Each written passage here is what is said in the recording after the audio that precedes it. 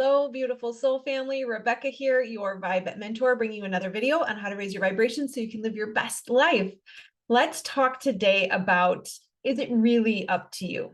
Is it really up to you to solve all your problems? But before we do, I just wanted to remind you the doors to the New Earth Construction team are open. We are so excited to welcome you in and invite you to join our community where we help you identify what blocks are holding you back and heal them so that you can step into your life purpose and manifest abundance, assisting in bringing about heaven on earth. So if you have ever had the desire to have your own business or to start your own retreat center, or if you have had that feeling of, I am here to do something that matters, but I just can't quite figure out what it is, that is your life purpose calling. And if you have struggled to step into it, if you have the battle of the brains going on where your prefrontal cortex says, I know what I need to do to make this happen, but I keep self-sabotaging. I keep getting overwhelmed. I don't know why I can't force myself to do this.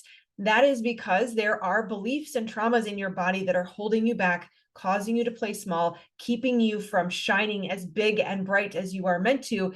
And so I do something called trauma spotting, which is based on brain spotting combined with energy healing.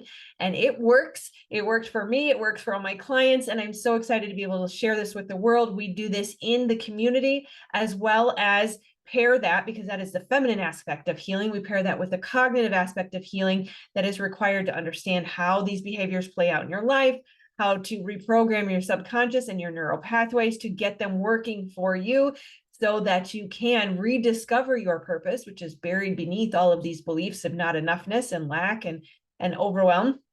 And once you step into your purpose, once the ball gets rolling and you really start to follow your guidance and you hear what you need to hear to be able to step into who you were made to be, that is when the doors of abundance start to open for you. And of course, it takes a village. We need you to participate in creating heaven on earth because we are the shift. It is up to us. And so this is a place. I love that the acronym sounds like or looks like something like NEST, because this is the nest where we nurture your gifts and who you are made to be. It is a safe place. Absolutely 100,000% judgment free. Absolutely no concerns around whether or not you would be supported. And it is a safe place to dip your toe in the water of being seen and shining your gifts so that you can fully shine and self-actualize. All right, so what does it mean? You are not the doer. And of course, we always have this question, is it up to me? And many times in the healing path, the healing journey, as I assist people in healing, the biggest belief that we all have struggled with is that it's up to me. I have to handle the healing. I have to find my purpose. I have to figure out how I'm going to make money or make a living doing this. It's all up to me. And that manifests from a physical or somatic symptom in the shoulders or in the back. That oftentimes we are carrying the weight of the world, believing that it's my job to make everybody happy. It's my job to not rock the boat. It's my job to solve all these problems. And the simple fact of the matter, it is just not true. It is not up to you. You are not alone. You are not the doer. And my favorite example, my clients will love to rehear this story again, or this analogy, but you are essentially like the finger on the body of the divine. So our divine source, creator, universe, however you want to look at it, is an entity, right? It is a being in the sense that it is existing, not necessarily a physical being, but it exists, right? Lao Tzu says the thing that cannot be named. I like to say the I am that I am, the one, the all, is our creator. It's consciousness. It is the awareness that created us. And your consciousness is intricately connected to the consciousness, our creator's consciousness. And just like a ray of light shines into a crystal and on the outside comes the rainbow, you are one of those rays of the rainbow. You are an aspect of the divine. You are not just connected as in, what I say you hear, but we literally are one with the divine. And so if you are the finger on the body of the divine, does the finger truly scratch an itch alone? Wouldn't it be a little bit arrogant for that finger to say, I alone scratched that itch? When the muscles moved the finger and the heart pumped the blood to the finger and the brain sent the signal to the finger, there was even an itch to scratch. That is how we are when we say it's all up to me. And the ego is a sly pirate. He is sneaky. He, she, it, they, them. They sneak in with this seemingly virtuous response of poor me. Poor me. It's all up to me. I'm so special. I'm alone and separate in this. It seems like a good thing. I take responsibility for my life. I make things happen. I'm driven. I'm motivated. I'm a problem solver. All of these things seem very virtuous. And so they can be hidden under beliefs that the ego knows that you will think are good. But what a weight, what a burden to have to carry. I have to figure out what my life purpose is. I am in charge of making you happy and me happy. When you're upset, it's my responsibility to fix that. I have to figure out how this seemingly blissful, effortless life is going to make money and support my family. Like, what? I have a dream of a healing center and a school that teaches kids how to tap into their purpose early on. How's that going to make money? It doesn't make sense. We're trying to solve an illogical problem from a logical mind. It's never going to work. It's completely unsustainable. You are not the doer. Now, the beauty of this is we are relieved in a couple of ways. It's not up to you to figure out. It's not up to you to solve the problem. It's not up to you to make anybody else happy.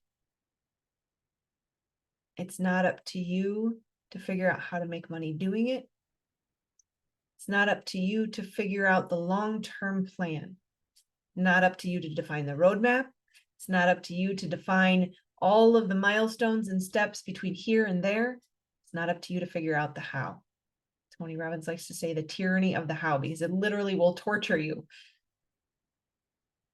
But even better is it was never you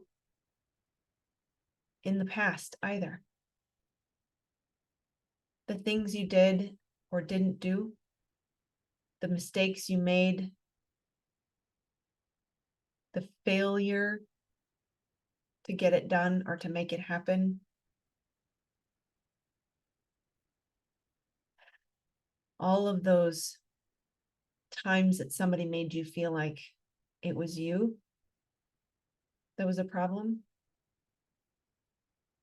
you are not alone. You are not acting alone. You are an expression of the divine. Life is living you.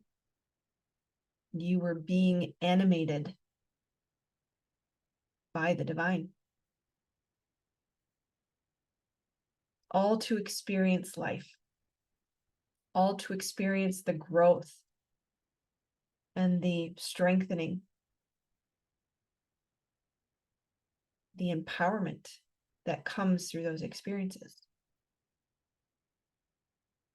Now, this gets confusing because we do have free will.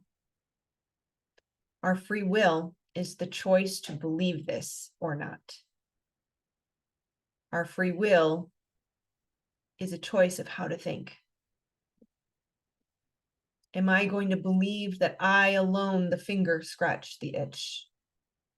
All of the failures, all the things I did or didn't do in the past, that was just me. And it's still up to me to figure out how to fix the future. Or are we going to believe that it was the mind and the beliefs and the illusion that the mind created that caused the vast majority of the problems in the past, the separation, the trying to be the doer, the efforting, taking the reins back from our creator, saying, no, I got this, thanks.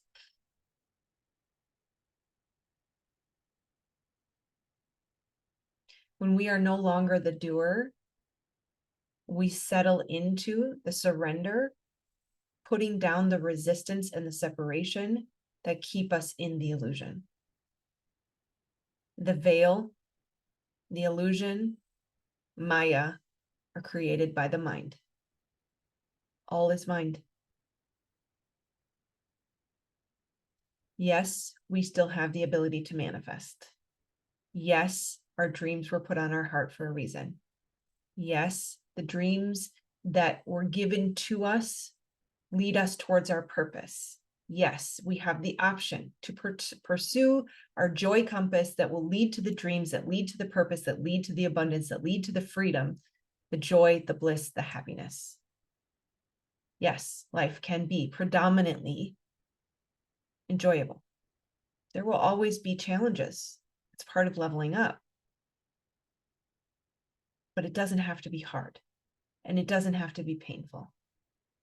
It doesn't have to feel like the weight of the world. Because in every moment is another opportunity to surrender into, I know that I am cared for. I know the universe is going to catch me. I know that I am loved as much or more than the birds and the trees, and they don't struggle. Why should I? I believe it was Rumi that said to look to nature for how we should behave and respond. The water doesn't try to swim upstream. It surrenders to the flow. So you are not the doer. You are not alone. It is not up to you. So the only thing to figure out now is, will you embrace that? Will you receive it? Or will you resist it? Hearing this for the first time will always bring up questions. The ego is searching for understanding. Let me control this. Let me figure this out. So it's okay if it doesn't quite settle yet. It will over time, as you go through life and just keep saying to yourself, and every time, every moment of fear comes up, every moment of doubt comes up, every time you feel that restriction in your body that tells you you're having a misaligned, untrue thought, just repeat to yourself, I am that I am. I am one with my creator. I am infinitely cared for, infinitely abundant, infinitely supported. I don't need anything. The universe will catch me. And just keep reaffirming that until it gets into you, into your body, into your beliefs. You resonate with it at a core cellular level. It will take time. It takes days, weeks, months, depending on where you're at and how many beliefs we have to work with. But be diligent, be persistent, be the investigator of your mind. Cognitive behavioral therapy, a traditional psychological therapy, is pretty simple. If I'm going to oversimplify it, there's 3 steps. 1, identify. 2, catch. 3, replace. Identify the thought as true or not. Catch it if necessary. If it is untrue, catch it, replace it. And by doing that over and over, you are reprogramming.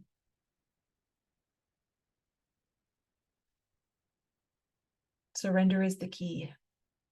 Putting down resistance, knowing your inherent birthright, the truth of who you are,